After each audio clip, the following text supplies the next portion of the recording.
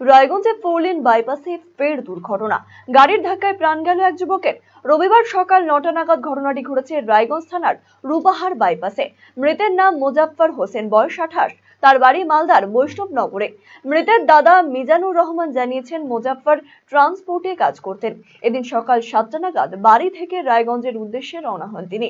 পথে গাড়ির ধাক্কায় ঘটনাস্থলেই প্রাণ হারান তিনি। দেহটি ময়নাতদন্তের জন্য পাঠানো হয়েছে রায়গঞ্জ মেডিকেল কলেজ এবং হাসপাতালে। বাড়িতে ছোট ছোট তার দুটি সন্তান রয়েছে এবং স্ত্রী, মা এবং বোনও রয়েছে। পরিবারের একমাত্র রোজগারের ব্যক্তির মৃত্যুতে শোকে পাথর আপনজনেরা। দুর্ঘটনা তদন্ত শুরু করেছে পুলিশ।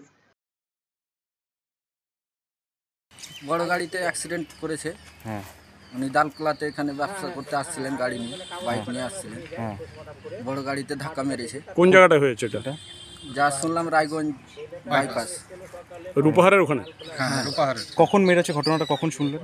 প্রায় 9টা আজকে সকালে? আজকে সকাল 9টা।